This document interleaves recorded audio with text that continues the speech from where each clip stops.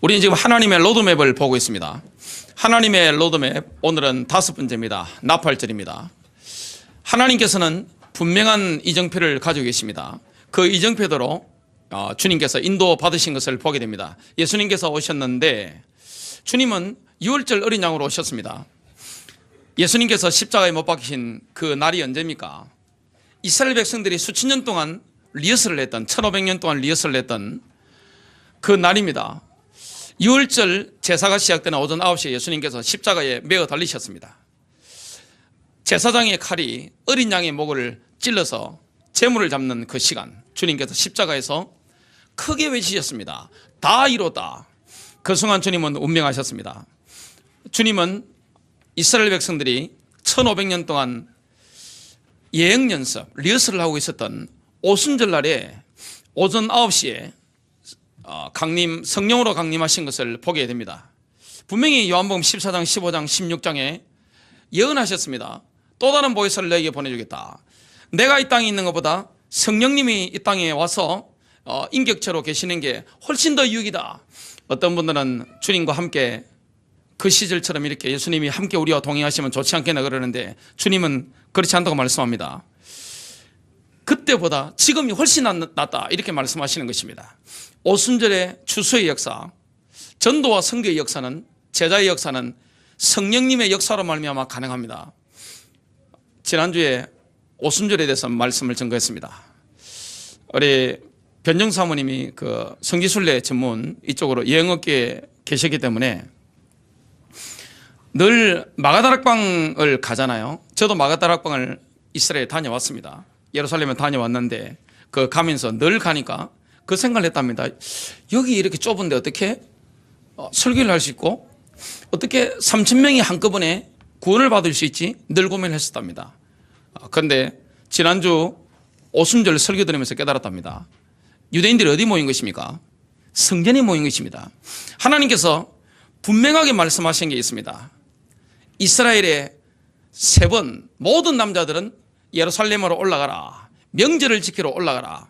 우리는 명절을 지키면 고향으로 갑니다마는 이스라엘 전 모든 사람들은 명절이 되면 일제히 어디로 올라갑니까? 예루살렘 성전에 올라갑니다.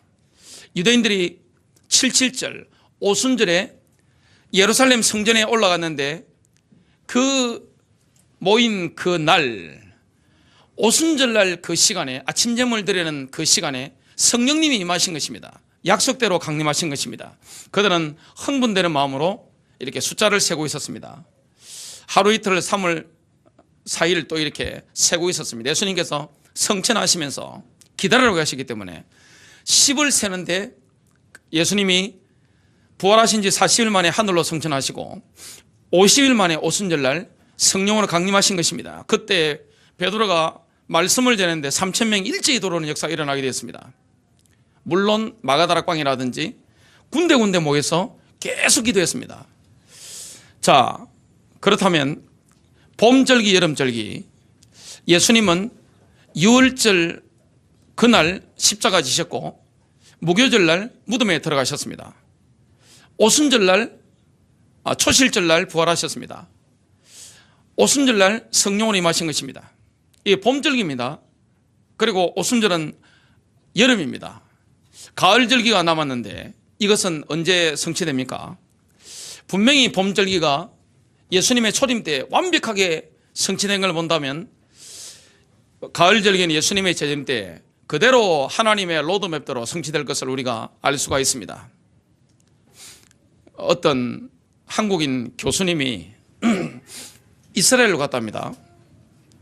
이스라엘 가면 히브리어를 공부해야 되니까 학원에 등록을 하고 갔는데 그날이 1월 1일이었다고 합니다. 그래서 히브리어 선생님을 향해서 1월 1일이니까 인사를 했습니다. 해피 뉴 이어. 그러니까 이 히브리어 선생님은 유대인이란 말이죠. 1월 1일인데 그냥 보고 이상한 사람처럼 쳐다보더랍니다. 인사를 안 받아주고 그냥 일을 하더랍니다. 뭐가 다른 거죠? 우리가 지금 그레고리안 달력을 씁니다. 양력을 씁니다. 새해가 이스라엘에서는 양력 1월 1일 아닌 겁니다. 음력 7월 1일인 겁니다. 나팔절인 겁니다. 개념이 다른 것입니다. 대한민국에서도 생일을 서로 챙기는데 저는 양력 생일을 합니다. 그런데 우리 성도님들은 음력 하시는 분들이 계시고 저희 어머니도 음력을 하시더라고요. 성경에 나오는 달력은 하나님의 캘린더는 다 음력입니다. 그래서 우리가 이 절기 이게 굉장히 중요한데요. 사단은 이걸 모르게 만듭니다. 다니엘서 7장 25절에 보니까 적그리스도가 하는 일이 있습니다. 또 때와 법을 변경시키려고 할 것이라. 때라고 하는 것은 영어로 하면 타임이고 히브리어 한다면 히브리어로는 모에드입니다.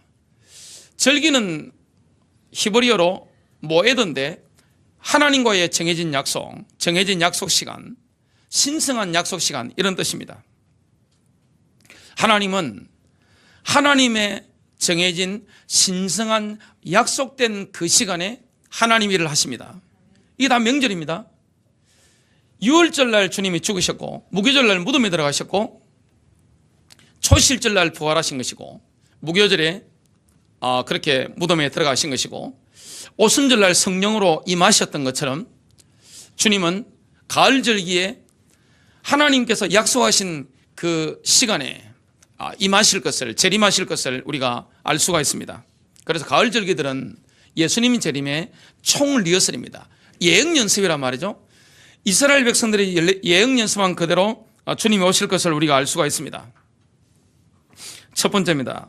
이스라엘 백성들은 모세 때부터 지금까지 리허설을 하고 있습니다. 지금 수천 년 동안 예행연습을 하고 있습니다. 가을절기에 대한 예행연습을 지금도 늘 하고 있습니다. 나팔절은 추수절기인데 뭘 수확합니까? 이때는 포도 같은 무화과 같은 과일들을 추수하는 그런 시기입니다. 이때 뭘 봅니까? 뿔나팔을 봅니다. 순념소라든지 순양이라든지 이거 뿔을 치해 가지고 만든 관악기입니다. 이걸 쇼파르라고 하는데 이 쇼파르 관악기를 뿌하고 붑니다. 그러면서 새해가 밝았다 이걸 알리게 됩니다. 예레미야 레위기 23장 24절은 이렇게 말씀합니다. 이스라엘 자손에게 고하여 말하라. 일곱째 달 7월이죠. 그 달의 첫날에 7월 1일입니다. 안식일을 삼고 명절은 무조건 안식일입니다. 나팔을 불어 기념일과 거룩한 모임을 삼을지니라. 성회로 삼으라. 다른 모든 절기는 보름달이 기준입니다. 그래서 보름달을 이렇게 관찰하는 건 쉽잖아요. 둥근 달, 보름달을 보는 것은 굉장히 쉽습니다. 그러나 나팔절만큼은 달이 이렇게 차츰차츰 작아지면 제일 작아지면 뭡니까? 금음달이잖아요. 금음달에서 달이 이제 생기기 시작하는 초승달로 바뀌는 딱 그 타이밍이다. 그 타이밍을 발견해야 되는데 이걸 본다는 게 굉장히 어렵습니다. 그래서 이게 달이 보름달에서 금음달로 조금 작아져 가지고 초승달로 넘어가지는 바로 그 타이밍. 그래서 대제사장의 가장 중요한 사명 중에 한 가지가 그 미션 중에 한 가지가 뭐냐면 이 나팔절 이 금음달에서 초승절로 넘어가는 그 타이밍을 정확하게 딱 잡아내는 겁니다. 그래서 나팔을 불게 만드는 이게 대제사장의 가장 중요한 사명 중에 바로 한 가지였습니다. 대제사장의 오다를 받은 제사장들이 하늘의 별을 본단 말이죠. 그리고 달이 바뀌는 건 본단 말이죠. 그러면 보고를 합니다. 지금입니다. 그러면 대제사장이 오케이 그러면 그 당시에 전 세계에 흩어져 있는 모든 이스라엘 백성들이 나팔절을 지킬 수 있도록 지금은 스마트폰 알람이 있지만 그 당시에 스마트폰이 없었기 때문에 뭐 했습니까? 산에 불을 내는 겁니다. 불을 내서 예루살렘 성 동쪽에서 불을 내면 이렇게 불이 쫙 붙어가지고 지중해 전역까지 이렇게 빛을 발하는 걸로 그렇게 사인을 삼았다고 합니다. 그래서 나팔절을 동쪽에서 서쪽으로 빛을 발하는 축제일로 불렸습니다. 빛이 많은 것입니다. 이 뿔나팔 소리, 쇼파르 소리는 하나님께서 부르는 소리라고 생각했습니다. 뿔나팔 소리는 뭡니까? 하나님께서 자녀들을 부르시는 것입니다. 저와 여러분은 결국에는 하늘나라를 상속받게 될 하나님의 자녀로 하늘나라 들어가게 됩니다. 그때 하나님은 그 자녀를 부르실 때 뭘 부르십니까? 나팔을 부르시는 것을 보게 됩니다. 나팔 불 때 주님이 저와 여러분의 이름을 부르시게 된다면 저와 여러분은 아버지 집에 가게 됩니다. 저의 아버지가 누굽니까? 하나님 아버지시잖아요. 그분은 어디 계십니까? 하늘에 계십니다. 저와 여러분이 하늘로 들림받게 되는 그 날이 있습니다. 그때 뭘 부르냐? 나팔을 부는 것입니다. 그래서 이스라엘 백성들에게는 그 날이 뭐냐? 하나님 아버지께서 부르는 소리로 들렸습니다. 하나님의 천둥 소리, 엄청나게 큰 소리란 말이죠. 그 소리가 들리면 그 당시에 이스라엘 아들들은 뭐 했느냐? 여행을 할 때 배낭을 하나씩 준비했었습니다. 그래서 뿔나팔 소리가 나면 지체 없이 뭐냐? 경비할 집으로 들어가서 하나님께 경비했습니다. 나팔절은 새해잖아요. 그래서 나팔절이 되면 지난해에 누구에게 내가 실수했다든지 부당한 일을 한 게 딱 생각나면 반드시 상대방이 찾아가서 용서를 구해야 했습니다. 맺힌 게 있으면 다 품고 가는 겁니다. 왜냐? 아버지 집에 더불어 가는 것이기 때문에 예행 연습입니다. 이 땅에서도 사람이 죽기 전에 맺힌 게 있으면 불러서 이렇게 풀잖아요. 똑같은 것입니다. 하나님 아버지께서 우리를 기다리고 있습니다. 그래서 나팔 소리가 나는 그날 우리는 아버지 집에 들어가게 됩니다. 그때 우리는 하늘의 모든 것을 상속받게 됩니다. 여러분, 이게 정말로 믿어지십니까? 우리의 상급이라든지 모든 축복은 하늘에 있는 줄로 믿습니다. 우리의 소망은 하늘에 있습니다. 그래서 만일 작년에 맺힌 거라든지 남에게 손해를 끼친 게 있으면 반드시 뭐 했습니까? 예물을 드리기 전에, 하나님께 예배 드리기 전에 보상을 해줘야 했습니다. 예수님 시대의 나팔절은 아무도 알지 못하는 날과 시간이라고 알려졌습니다. 마태복음 24장 3절입니다. 제자들이 조용히 예수님께 질문했습니다. 주께서 오실 표적과 세상 끝의 표적이 어떤 것인지 우리에게 말씀하여 주소서. 예수님께서 마태복음 24장 25장에 지금 마지막에 대해서 계속 말씀하신단 말이죠. 그때 표적이 뭡니까? 이렇게 질문했습니다. 예수님께서 마태복음 24장 보면 유대인들이라면, 이스라엘 백성들이라면 누구든지 쉽게 이해할 수 있는 그런 말씀들을 하셨습니다. 나팔절에 대한 의미에 그냥 쉽게 알아들을 수 있는 말씀들을 하신 것입니다.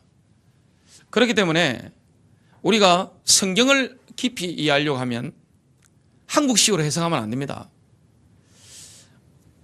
지금 교회 틀이라든지 우리가 많은 설교를 들어온 것들이 보면 바벨론이라든지 또 저 그리스, 이집트 이쪽에 또 서구의 영향으로 모든 게 우리가 다 젖어 있단 말이죠. 성경의 저자 중에 그리스 사람은 한 명도 없습니다. 전부 다 유대인들입니다.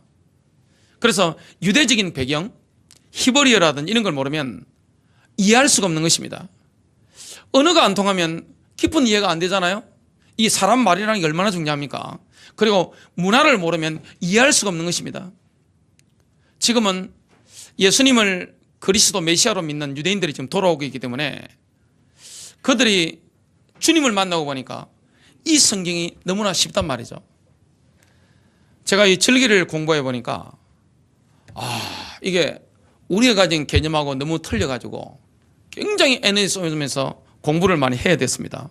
그런데 유대인들은 저처럼 공부할 필요 없습니다. 그냥 성경 보면 그냥 다 들어와 버리는 겁니다. 싹싹 깊이 이해가 되는 겁니다. 너무 쉬운 것입니다. 그들에게는 성경이 너무 쉬운 겁니다. 요한계시록도 너무 쉬운 것입니다.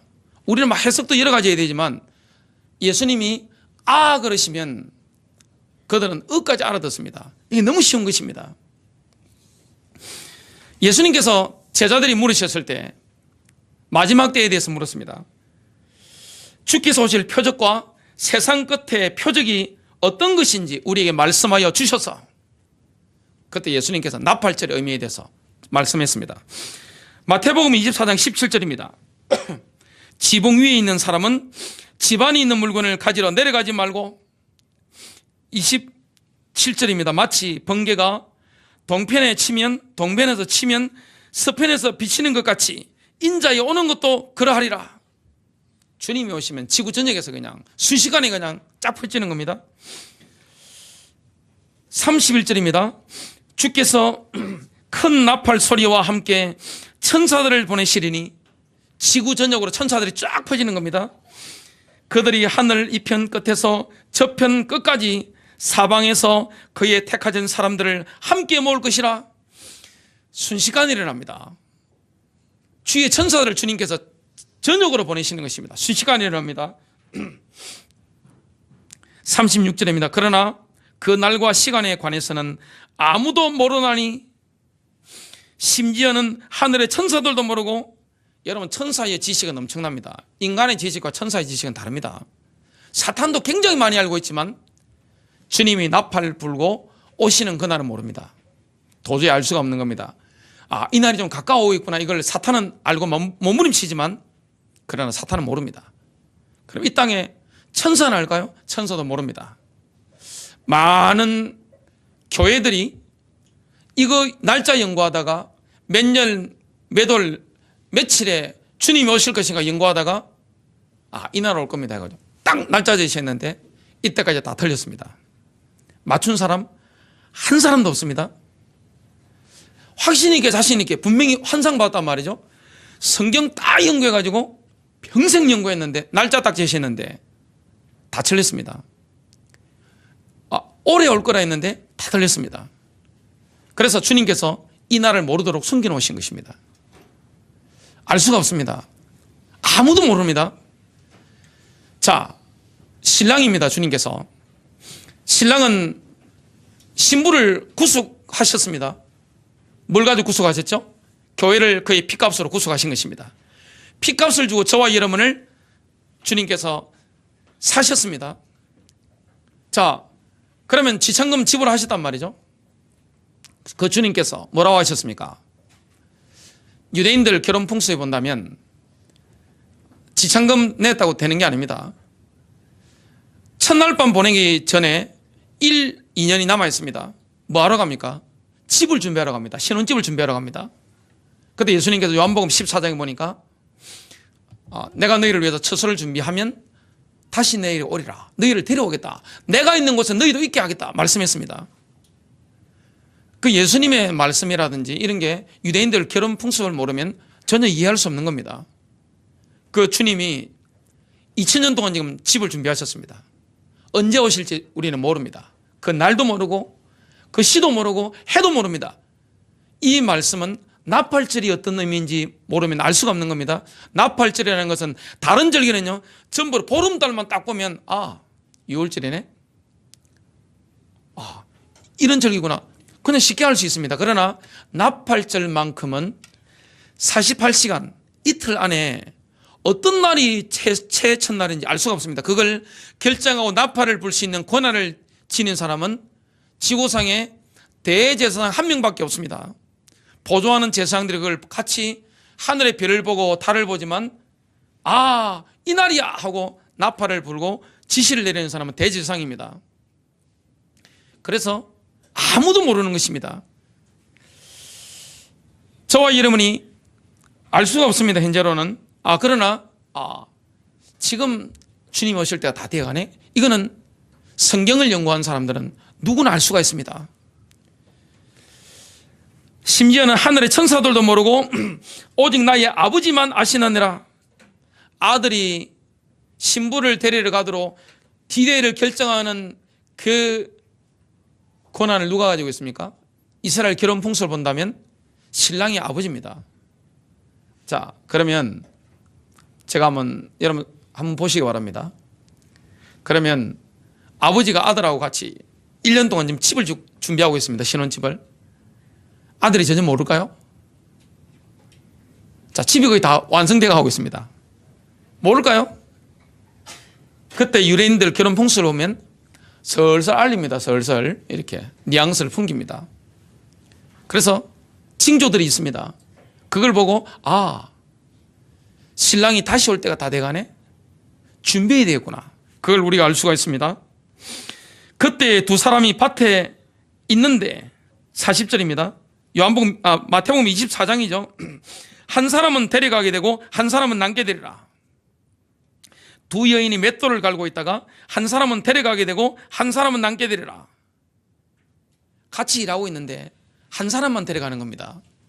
한 사람은 남는 것입니다. 다 교인입니다. 교회를 다니는 사람들입니다. 근데 한 사람은 같이 교회 다니는데 갑자기 사라져 버린단 말이죠. 한 이불 속에 누워 있는데 한 사람은 가고 한 사람은 남단 말이죠. 어머니만 사라져 버리고 아들이고 남편이고 지금 다 나와 버린단 말이죠. 앞으로 그런 일이 많이 일어나게 될 겁니다. 나팔절이 되면. 42절입니다. 그러므로 깨어있으라. 나팔절에는 깨어있어야 됩니다. 제일 중요한 게 주님이 나팔 부실 때 깨어있어야 되는 겁니다. 어떤 시간에 너희 주께서 오실런지 너희가 알지 못하기 때문이라. 두 번째입니다. 신랑 되시는 예수님께서는 하나님의 로드맵대로 나팔절에 다시 오실 것입니다. 나팔절, 대속제일, 초막절은 예수님의 재림의 세트 절기입니다. 이 세트입니다. 이거는 나팔절의 다른 명칭이 염트로와입니다. 나팔을 부는 날. 염트로와의 명칭들이 여러 가지가 있는데 오늘 그 명칭들 4가지를 보면 이 날이 이런 날이구나, 이걸 쉽게 알 수가 있습니다. 그 명칭 첫 번째가 뭐냐면 히브리어로 염하드입니다. 심판의 날이라는 뜻입니다. 나팔절은 심판의 날입니다. 또 책을 펴다 이런 뜻이 있고요, 문을 열다 이런 뜻이 있습니다. 나팔절은 하늘의 법정에서 책이 열리면서 심판이 시작되는 데입니다. 그 책에 우리 행실이 다 기록되어 있습니다. 하늘의 법정에 책이 열리면서 문이 열리는 것입니다. 법정의 문이 열리는 겁니다. 유대인들은 10일 후인 속죄일에 하나님께서 각 사람의 행위를 보시고 판결할 것이라고 다 믿었습니다. 그 10일 동안 유대인들은 회개해야 된다고 그렇게 믿었습니다. 그래서 7월 1일이 유대적으로 7월 1일이 나팔절이고 7월 10일이 속죄일입니다. 대속죄일. 7월 15일이 장막절입니다. 초막절입니다. 심판의 날 모든 사람은 심판석 앞에 가게 됩니다. 이거는 신자든 불신자든 똑같습니다. 고린도 후서 5장 10절입니다. 그리스도인들이 심판받게 될 것입니다. 이는 우리 모두가 반드시 그리스도의 심판석 앞에 나아가서 선이든지 악이든지 각자 자기가 행한 것에 따라 자기 몸으로 행한 것들을 받을 것이기 때문이라. 고린도전서 3장 13절부터 15절입니다. 각 사람의 일한 것이 나타나게 되리니 그 날이 그것을 밝힐 것이라. 이는 그것이 불로서 드러나고, 우리가 이 땅에 있을 때 행한 거 있잖아요. 행실들, 내가 주님 앞에 한 모든 것들이 다 기록되어 있습니다. 검증받는 날이 옵니다. 그리스도의 심판석 앞에 가면 제가 했던 모든 행위들, 삶들, 이게 검증받습니다. 뭘로 검증받습니까? 불로서 검증됩니다. 불로 다 태워버리는 겁니다.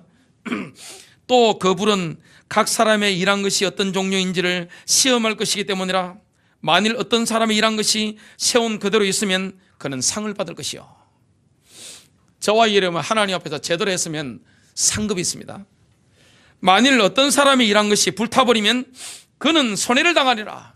이 땅에 있을 때 주님을 위해서 열심히 한 것 같은데 타서 없어져 버리면, 지피라든지 이런 것 때문에 어떻게 됩니까? 낙엽 같은 것 같으면 다 불타버리는 겁니다. 근데 금과 같은 것처럼 제대로 한 거 있으면 어떻게 됩니까? 타지 않습니다. 남아있습니다. 그러나 그 자신은 구원을 받게 되지만 불타 없어지면 이렇게 되는 것입니다. 불에 의해 쓰인 것처럼 그렇게 되리라. 염토로와의 두 번째 명칭은, 또 다른 명칭은 염하켓입니다.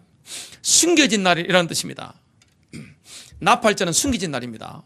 여러분, 금음달에서 초승달 넘어가는 이 결정하는 게 너무나 어렵습니다. 보름달 같으면 쉽지만 이거 아무도 모르는 날입니다. 그래서 숨겨진 날입니다. 휴거가 숨겨진 날입니다. 휴거의 날짜를 우리가 알 수 있습니까? 옛날에 한국에 다민선교 때문에 난리가 났단 말이죠. 그 이후에 휴거의 소망 이게 많이 없어졌습니다. 그래서 우리나라 공중파 언론 같은 데서도 휴거에 대해서 막 까잖아요. 자, 불신자가 이해하지 못하는 비밀입니다. 나팔절은 휴거의 날인데 이 날이 숨겨진 날입니다. 언제 휴거당할 것인지, 몇 년인지, 몇 월달인지, 또 며칠인지, 몇 시인지 알 수가 없는 것입니다. 왜냐? 이 금음달과 초승달로 바뀌는 딱 그 타이밍이기 때문에 알 수가 없는 겁니다. 그래서 깨어서 이걸 지켜보고 있어야 되는 겁니다. 숨겨진 날,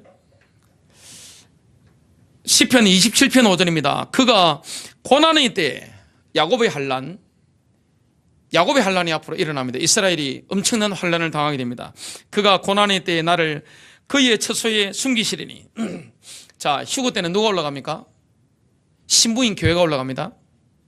자, 그 교회는 누가 있습니까? 유대인 중에 믿은 사람, 우리 이방인들 가운데 그리스도 안에 들어온 사람들, 그런 교회 안에는 유대인이든 이방인이든 차별이 없습니다. 다 하나입니다. 엄청난 일이 일어나게 됩니다. 그냥 갑자기 한 사람은 올라가고 한 사람은 남아있단 말이죠.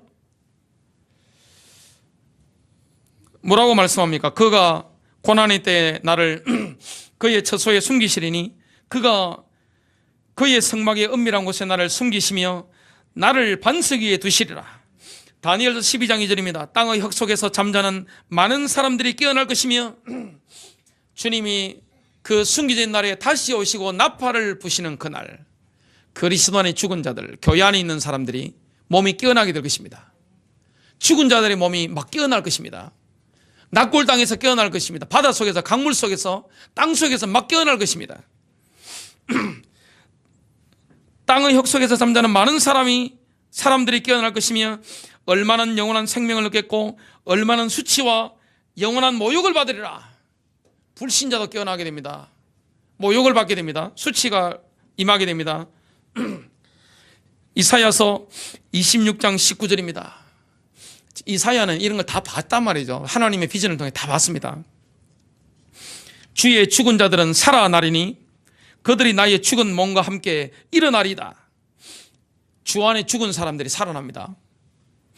그들이 나의 죽은 몸과 함께 일어나리다. 이사야의 죽은 몸과 함께 그리스도 안에 죽은 사람들이 무덤 속에서 다 일어나게 될 것입니다. 여러분, 이 사실을 정말 믿으시길 바랍니다. 흙에 거하는 너희는 깨어서 노래하라. 흙 속에 있는 사람들이 깨어서 주님을 찬송할 그날이 옵니다. 주의 이슬은 수풀의 이슬 같으니 땅이 죽은 자들을 던져버릴 것임이니다. 나팔 소리가 나면 땅이요, 죽은 사람들 다 던져버립니다. 다 튀어나오게 될 것입니다. 낙골 땅에 있는 사람들, 땅에 뿌려진 사람들까지, 화장한 사람들까지 다 뛰쳐나오게 될 것입니다. 데살로니가전서 4장 16절입니다. 주께서 호령과 주님이 초림 때는 부드럽게 오셨습니다. 조용히 마곡간에 태어나셨습니다. 재림 때는 그렇지 않습니다. 호령으로 엄청난 소리를 옵니다. 나팔 소리입니다. 천사장의 음성과 하나님의 나팔 소리와 함께 하늘로부터 친히 내려오시니 주님이 하늘로부터 친히 강림하시는 것입니다.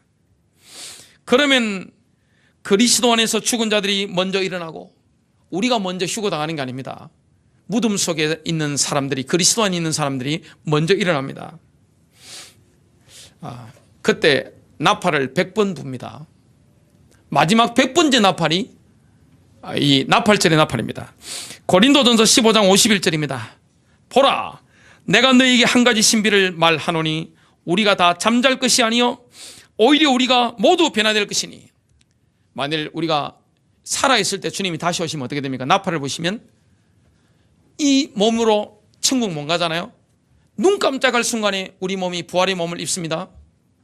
죽지 않을 몸, 썩지 않을 몸, 권능 있는 몸, 영광스러운 몸으로 눈 깜짝할 순간에 변화됩니다. 그때 하늘로 들림을 받게 되는데, 제가 만일에 그때 제 아내를 딱 쳐다보면 어떻게 되겠습니까? 알아는 본단 말이죠. 그러나 완전히 변화된 몸입니다. 그걸 보고 서로 깜짝 놀라게 되겠죠. 영광의 몸을 입게 됩니다. 자, 염투로아의 또 다른 명칭 세 번째입니다. 염 기두신입니다. 이거는 메시아의 결혼이라는 뜻입니다. 그리스도의 교회가 신랑 되신 예수님과 결혼하는 엄청나게 기쁜 날입니다. 우리는 신부로서 뭘 기다립니까? 신랑을 간절히 기다린단 말이죠. 초대의 교회가 예수님이 다시 오는 걸 간절히 기다렸습니다. 기다리는 거 엄청난 축복이잖아요. 인류 역사가 결혼을 향해 달려가고 있습니다. 그때 전 우주가 흥분하게 될 것입니다. 우리는 그때 전 우주에서 메아리치는 흥분된 찬양을 듣게 될 것입니다. 천사들이 합창하게 될 겁니다. 전 우주에 있는 별들이 합창을 노래를 부르게 될 겁니다. 계시록 19장 7절부터 9절입니다. 기뻐하고 즐거워하며 그분께 존귀를 돌리세. 이는 어린 양의 혼인잔치가 다가왔고 그의 아내도 자신을 예비하였습니다. 9절입니다. 하반절입니다. 그때 그가 내게 말하기를 어린 양의 혼인잔치에 초대된 자들은 복이 있다고 기록하라. 어린 양의 혼인잔치에 초대된 자들은 복이 있는 것입니다. 누가 어린 양의 혼인잔치에 초대합니까? 결정권이 어디 있습니까? 신부가 아닙니다. 신랑입니다. 우리 주님이십니다. 자, 욤토로아의 또 다른 명칭 네 번째는 하멜렉입니다. 메시아의 대관식이라는 뜻입니다. 나팔절에 메시아의 대관식이 있습니다. 여러분, 이 날이 예수님께서 왕의 왕이 되시는 날입니다. 이 날이 바로 주의 주가 되시는 날입니다.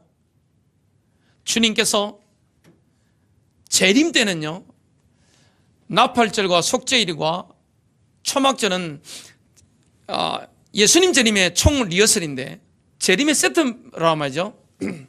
나팔절이 되면서 심판이 열립니다. 심판이 열리게 되는데 주님은 초림 때는 어린 양으로 오셨지만 재림 때는 뭘 타고 오십니까? 백마를 타고 오십니다. 승리하는 심판주로 오십니다. 그래서 포도를 추수하면서 뭡니까?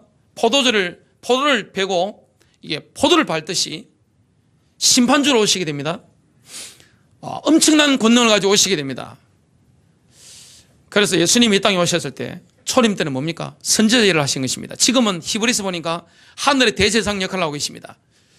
예수님의 재림 때는 뭘로 오신 것입니까? 만왕의 왕으로 오셔서 심판주로 오시는 것입니다. 엄청난 이 응답이 우리에게 예비되겠습니다. 그걸 지금 수천 년 동안 아직까지 이스라엘 백성들을 리허설을 하고 있습니다. 리허설을 하고 있다는 것은 본 공인이 있습니다. 주님이 그날 심판주로 오셔서 심판하시려면 왕이 대관식을 해야 된단 말이죠. 이렇게 왕관을 쓰시면 그때 심판하시는 것입니다. 왕관을 쓰시는 대관식입니다.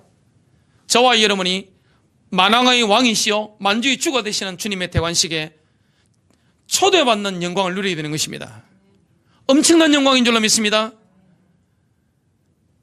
미국 대통령 취임식에 초대받아도 영광이라고 생각하는데 그 정도가 아닙니다. 만왕의 왕이 심판주로 오시는 그때 우리가 혼인잔치에 신부로 참여할 뿐만 아니라 그 숨긴 날인데 그날 우리가 들림받을 뿐만 아니라 메시아의 관을 쓰시는 대관식 날 가서 우리는 뭐 하게 됩니까? 주님께 영광을 돌리게 됩니다. 야, 이런 주님을 내가 주님으로 모셨다는 게 얼마나 감사한 것인가. 이 날이 우리에게 있게 됩니다. 그래서 나팔 소리, 쇼파르는요, 심판주로 오시는 왕의 주권을 선포하는 나팔 소리입니다. 왕의 주권을 회복하소서. 이 땅의 진정한 평안, 전쟁이 언제 종식됩니까? 정의 사회가 언제 구현이 됩니까? 사회 악이 언제 없어집니까? 사회 악이 척결되지고 이 땅에 파라다이스가 임하는 것은, 이 땅에 전쟁이 그치는 것은요, 평강의 왕이 오셔야 됩니다. 여러분, 대통령을 왜 뽑습니까? 나라의 총리를 왜 뽑습니까? 옛날에 백성들이 왕이라든지 황제를 왜 뽑았습니까? 이유는 한 가지입니다. 이스라엘 백성들이 왕을 왜 요구했습니까? 하나님께. 이유는 한 가지입니다. 왜 그렇죠? 전쟁살인관입니다. 총살인관입니다. 세금을 왜 걷습니까? 세금을 걷는 목적이 전쟁입니다. 그 인류 역사를 보시기 바랍니다. 성경을 연구해 보니까 지도자가 세워지는 목적이 뭡니까? 전쟁수하는 인간입니다. 이 땅에는 전쟁의 역사입니다.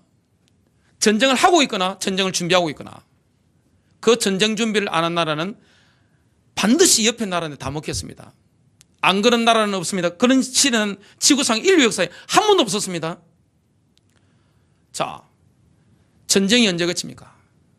정의 사회가 언제 실현되집니까? 인류 평화가 언제 구현이 되집니까? 사회의 악이 언제 없어집니까? 사단이 박살내야 된단 말이죠. 누가 오셔야 됩니까? 만왕의 왕이 오셔야 되는 것입니다.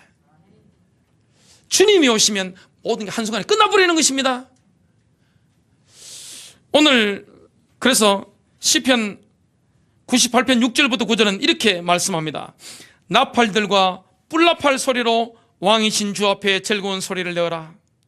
바다와 거기에 충만한 것은 외치며 세상과 그 안에 거하는 것들도 외칠지어다. 큰 물들은 손뼉을 치며 산들은 함께 즐거워할지니 주 앞에서 할지라. 이는 그가 땅을 심판하러 오시기 때문이라.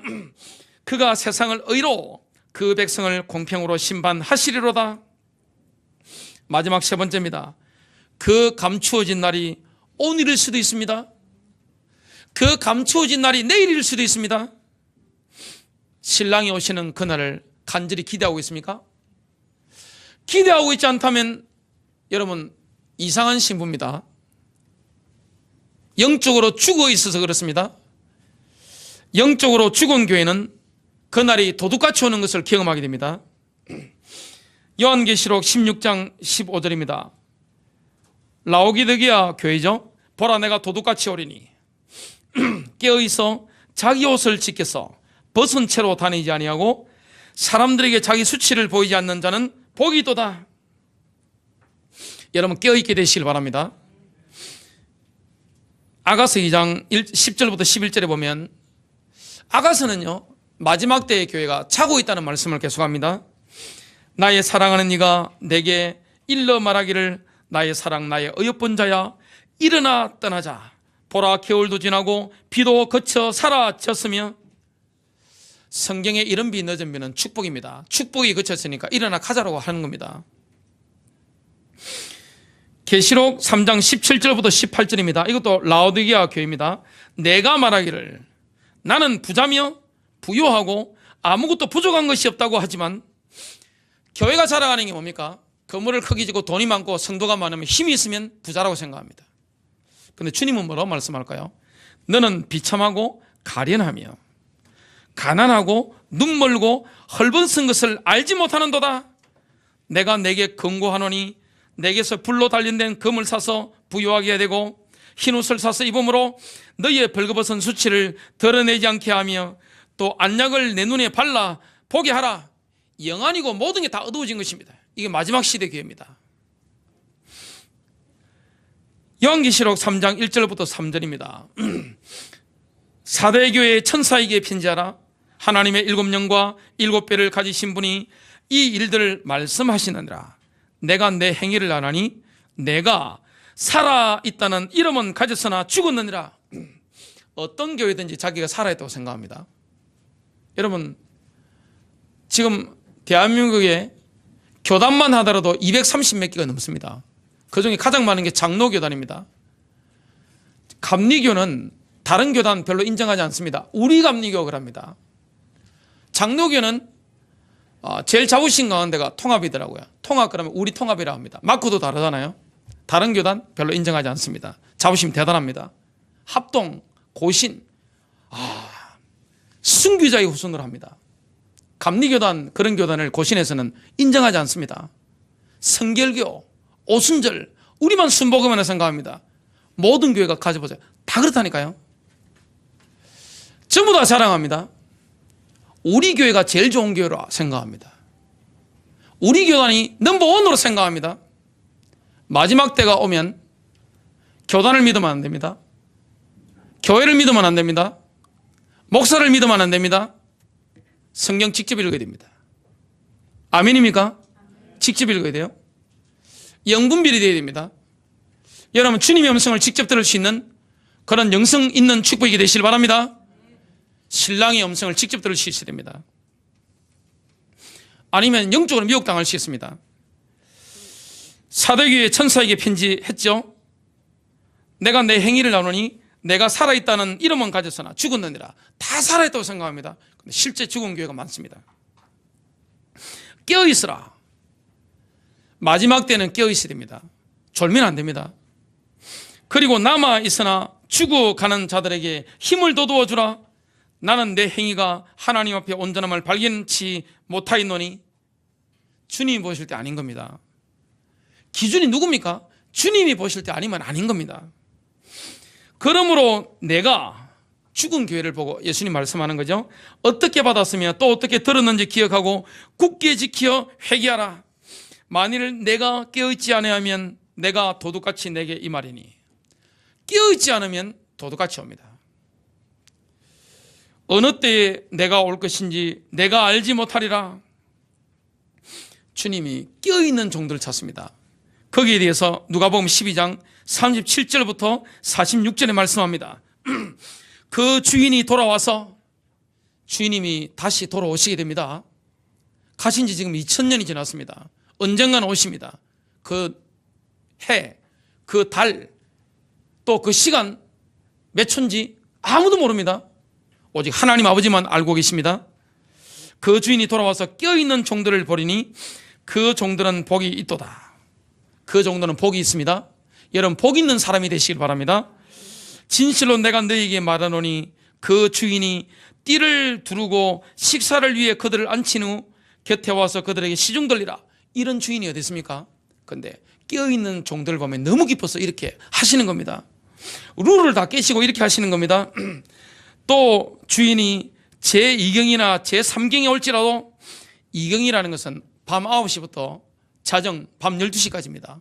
3경은 밤 12시부터 새벽 3시까지입니다. 지금 예수님이 가신 지 2000년 지났습니다. 조는 게 당연한 겁니다. 지금 이 시대 교회는 어떻게 보면 졸고 있는 게 당연한 겁니다. 기대감이 많이 식은 겁니다. 예수님 가시자마자 100년 동안 주님이 그때 오시는 줄 알았어요. 근데 지금 주님께서 온 세상에 구원을 해서 지금 다시 오시는 기간을 늦추고 계시단 말이죠. 교회를 통해서 지금 전 세계 추수를 하고 계시단 말이죠. 자, 이때 주님께서 언제 오실지 우리는 알 수가 없습니다. 그러면 우리는 뭐 해야 됩니까? 그날을 간절히 껴서 기다려야 됩니다. 그 사람들은 복이 있다고 주님께서 말씀하고 있습니다. 그런 정도는 복이 있도다. 그러나 이것을 알라. 만일 그 집주인이 몇 시에 도둑이 올 것인 줄 알았다면 깨어있어 자기 집 둘른 것을 허락하지 아니하였으리라.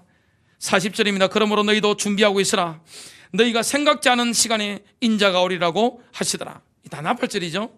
그때 베드로가 주께 말씀드리기를, 주여 이 비유를 우리에게만 말씀하시나이까 아니면 모든 사람에게도 말씀하시나이까 라고 하니, 모든 사람입니다. 42절입니다. 주께서 말씀하시기를, 주인이 자기 집을 다스리게 하며 제때에 그들의 양식을 나눠줄 신실하고 현명한 청지기가 누구겠느냐? 그의 주인이 와서 그렇게 하고 있는 것을 보면 복이 있도다. 깨어있는 사람을 주님은 보십니다.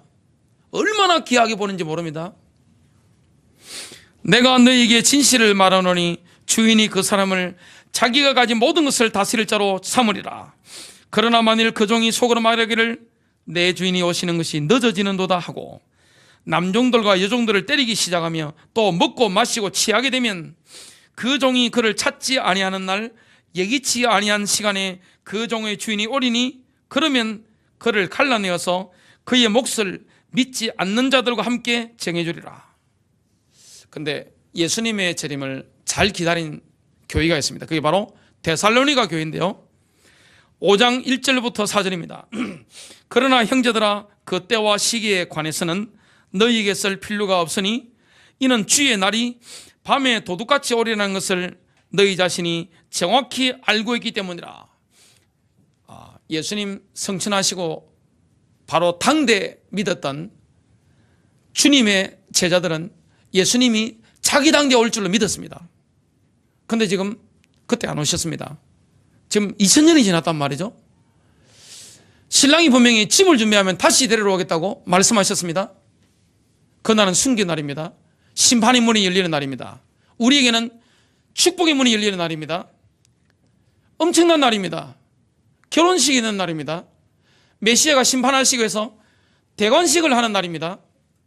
저와 여러분이 대관식에 참여하는 것은 엄청난 영광입니다.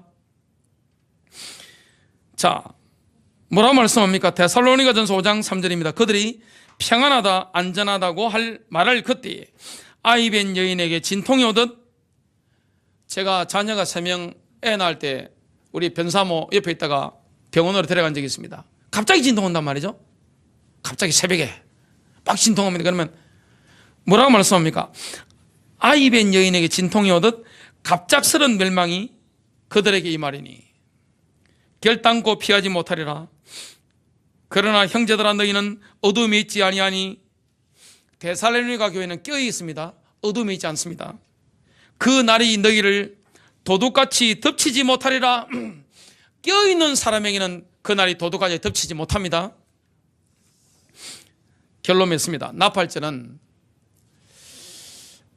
아버지 집에 들어가려고 우리가 준비하는 때입니다. 나팔절에 나팔이 울리면 우리는 아버지 집에 가게 됩니다. 하늘을 상속받게 됩니다. 하나님 나라를.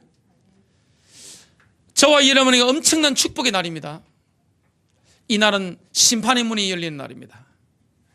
이 날은 어떤 날입니까? 순기전 날입니다. 휴거의 날입니다. 이 날은 메시아와의 결혼식이 있는 날입니다. 이 날은 메시아의 대관식이 있는 날입니다. 거기에 우리는 나팔이 불려지면 참여하게 될 것입니다. 이런 엄청난 날이 우리에게 남아 있습니다. 깨어 있으라. 성경이 계속해서 말씀하는 게 뭐죠? 깨어 있으라. 졸지 말아라. 밤 2경, 밤 3경이라 했는데 밤 9시부터 밤 12시까지가 2경입니다. 밤 3경이 언제입니까? 밤 12시부터 자정부터 새벽 3시까지입니다. 새벽 3시까지 자지 않고 깨어 있을 수 있단 말이죠. 그 사람은 복이 있습니다. 주님께서 특별한 대우를 하십니다. 그런 사람에게는 하늘나라에서 VIP 대접을 받게 될 것입니다. 하늘나라 차별이 있습니까? 차별이 있습니다. 상급 어떻게 같을 수 있습니까? 주님과의 관계는 쌍방입니다. 자, 어떻게 같을 수 있습니까? 천국이 어떻게 같을 수 있습니까? 구원받는 것은 똑같지만, 예수님의 피로 말미암아 같지만 천국의 상급은 다릅니다. 그리고 이 땅에서도 주님을 제대로 섬긴 사람들은요, 이 땅에서 받는 응답이 다릅니다. 하나님은 종들을 책임지는 줄로 믿습니다. 여러분, 주인이 종을 책임 안 지는 거 보신 적 있습니까? 하나님의 종이 되시길 바랍니다. 그리고 우리는 하나님의 자녀이기 때문에 하늘나라를 상속받게 됩니다. 나팔이 울리는 그날, 그 날짜는 알지 못하고 숨긴 날이지만 깨어 있어서 그날을 기다리는 사람에게는 엄청난 하나님의 축복의 역사가 일어나게 될 것입니다.